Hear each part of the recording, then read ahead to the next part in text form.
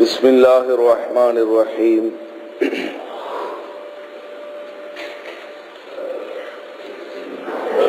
نماز حاجت، انسان کو کوئی ضرورت پیش آ جائے تو اولاً اسے اللہ ہی سے مانگنا چاہیے، چاہے کوئی بھی ضرورت ہو۔ اس ضرورت کا تعلق چاہے معنوی چیزوں سے ہو، چاہے اس ضرورت کا تعلق مادی چیزوں سے ہو۔ مادی چیزوں کا مطلب ہے کسی سے کچھ قرض مانگنا، جو چیز عام لوگوں سے مانگی جاتی ہے، بھائی تھوڑی دیر کے لیے پین دے دو، تھوڑی دیر کے لیے تمہاری گاڑی دے دو۔ یا معنوی چیز کا مطلب ہے ایسی چیز جو اللہ کے سوا کوئی نہیں دے سکتا، مثلا اولاد ہے، عزت ہے، مغفرت کر دینا، جنت دینا، وغیرہ وغیرہ۔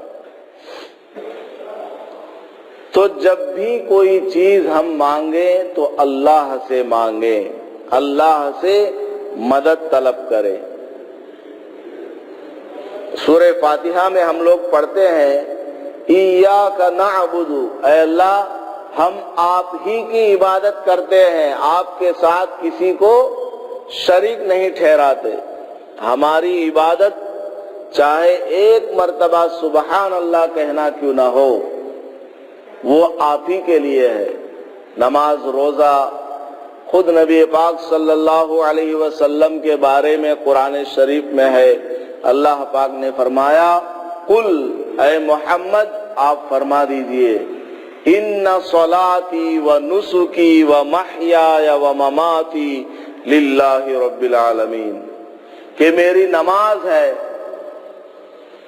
اور میرے حج کے ارکان ہے، عمرہ وغیرہ ہے، اور میرا جینا مرنا سب کچھ اللہ کے لیے ہے۔ تو ہم سب عبادت کرتے ہیں صرف اللہ کی، اللہ کے سوا کسی کے سامنے ہمارا سر نہیں جھکتا ہے، نہ ہمارے ہاتھ اٹھتے ہیں کسی کے سامنے مانگنے کو۔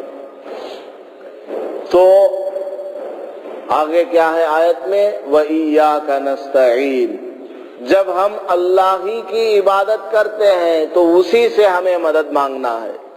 اے اللہ ہم تیری ہی عبادت کرتے ہیں اور تجھ سے ہی مدد طلب کرتے ہیں۔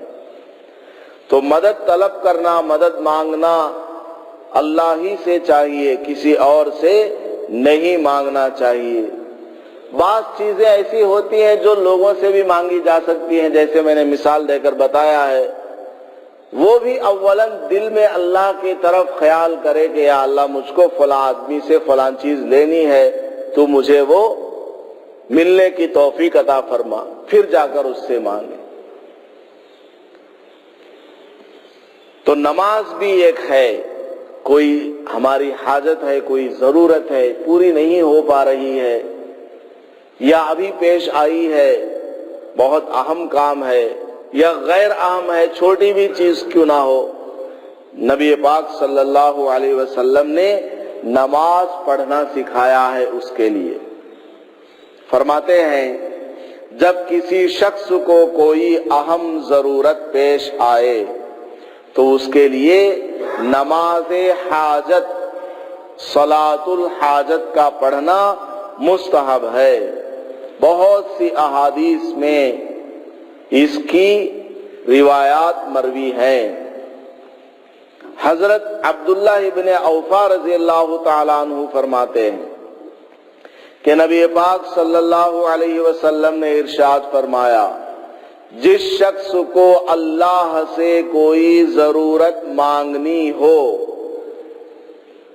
یا کسی آدمی سے اس کی ضرورت وابستہ ہو تو اس کو چاہیے کہ اچھی طرح وضو کرے، پھر 2 رکعت نماز پڑھے، نماز کے بعد حمد و ثنا کرے اور نبی پاک صلی اللہ علیہ وسلم پر درود پڑھے، اس کے بعد دعا مانگے۔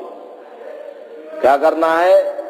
کوئی بھی انسان کو ضرورت پیش آ جائے تو وضو کرے اچھی طرح، اس کے بعد 2 رکعت صلاۃ الحاجت پڑھے، اس کے بعد اللہ کی تعریف بیان کرے، پھر درود بھی پڑھے حضور صلی اللہ علیہ وسلم پر۔ درود کے بغیر کچھ بھی نہیں ہے۔ اللہ کی تعریف جہاں پر کی جائے گی وہاں پر نبی علیہ الصلوۃ والسلام کی تعریف بھی ثانوی درجے میں ضرور کی جائے گی۔ پہلے اللہ کی تعریف، پھر حضور کی تعریف، حضور پر درود وغیرہ، اس کے بعد میں دعا ہے۔ وہ دعا کیا پڑھنا ہے؟ فرماتے ہیں لا الہ الا اللہ الحلیم الکریم، کوئی حاکم نہیں ہے سوائے اللہ کے جو نہایت ہی حلم والا ہے، بردبار ہے۔ ہمارے گناہوں کے باوجود اللہ تبارک و تعالی برداشت کیے ہوئے ہیں۔ ماں کو گالی دو، ماں اس دن کھانا نہیں ڈالے گی، ناراض ہو جاتی ہے۔ 9 مہینے اس نے پالا ہے بچے کو، پھر اس کو بڑا بھی کیا ہے، لیکن ماں بھی ناراض ہو جاتی ہے، بیٹے سے بعض مرتبہ کہہ دیتی ہے جا میں تجھ سے ناراض ہوں، میں تجھے کھانا ہی نہیں ڈالتی ہے، دروازہ بند کر لیتی ہے، مارتی پیٹتی ہے۔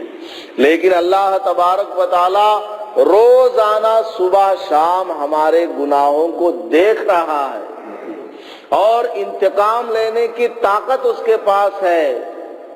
وہ سزا دے سکتا ہے۔ جس ہاتھ سے گناہ کیا ہے اس ہاتھ کو فوراً پکڑ سکتا ہے، جس زبان سے جھوٹ بولا اس زبان کو کاٹ سکتا ہے، جس آنکھ سے کوئی غلط کام کیا اس آنکھ کو چھین سکتا ہے۔ لیکن اللہ تبارک و تعالی حلیم، بہت ہی حلم والا ہے، بردبار ہے، وہ برداشت کرتا ہے۔ وہ ابھی ڈھیل دیتا ہے کہ میرا بندہ ہے، ابھی سدھر جائے گا، ابھی سدھر جائے گا۔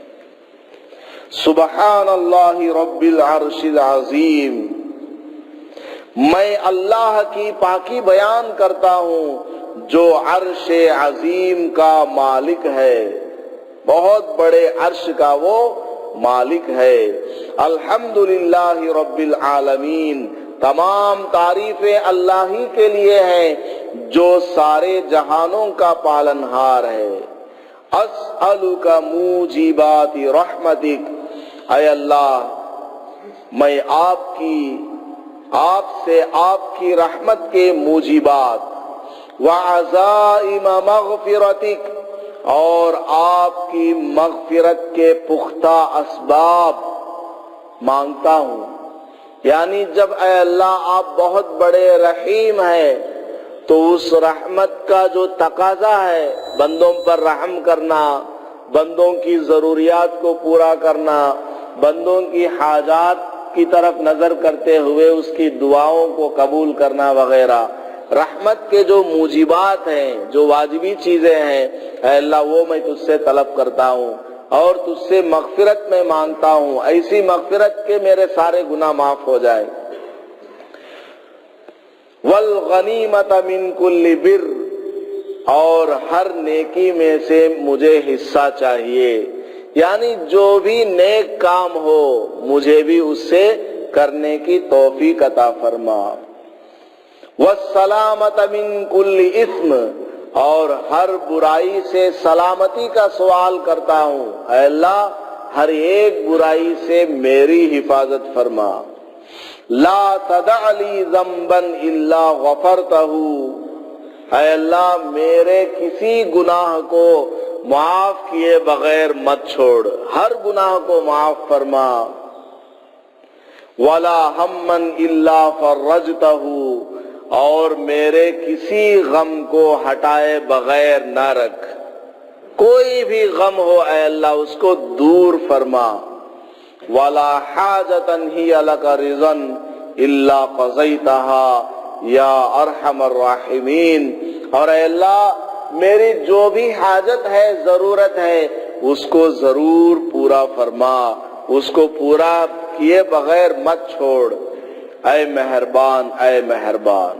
دیکھیے کتنی شاندار دعا ہے، چھوٹی سی دعا ہے، اگر کسی کو یاد نہ ہوتی ہو کاغذ پہ لکھ کر بھی آدمی دعا کرتے وقت ایسے رکھ کر بھی پڑھ سکتا ہے، اور دعا کے ساتھ اس کا ترجمہ بھی پڑھے، اس کو ذہن میں رکھ کر کے پڑھے تو اس کا مزہ ہی کچھ اور ہے۔ تو جو آدمی 2 رکعت نماز پڑھے گا اس کے بعد یہ دعا کرے گا، امید ہے کہ اللہ تبارک و تعالی اس بندے کی حاجت کو ضرور پورا فرمائیں گے۔ اس کا کوئی مقدمہ چل رہا ہے، کوئی گھر پہ لڑکی کا رشتہ آیا ہوا ہے، یا کسی دشمن کا خوف ہے، ڈر ہے، یا کسی نوکری کی بات ہے، کوئی بھی مسئلہ ہو، ڈیلیوری کا وقت آیا ہوا ہے، تو نماز پڑھ کے دعا کرنا چاہیے۔ اللہ تبارک و تعالی چاہے گا اس کے ایک کن کہنے سے ساری کائنات وجود میں آئی ہے۔ ہماری اور آپ کی ضرورت تو بہت چھوٹی ہے، اللہ تبارک و تعالی ضرور ہماری ضرورت کو پورا کر دے گا۔ اللہ تعالیٰ سے دعا ہے کہ اللہ پاک ہمیں نماز کے ذریعے اللہ کی مدد حاصل کرنے کی توفیق عطا فرمائے، آمین۔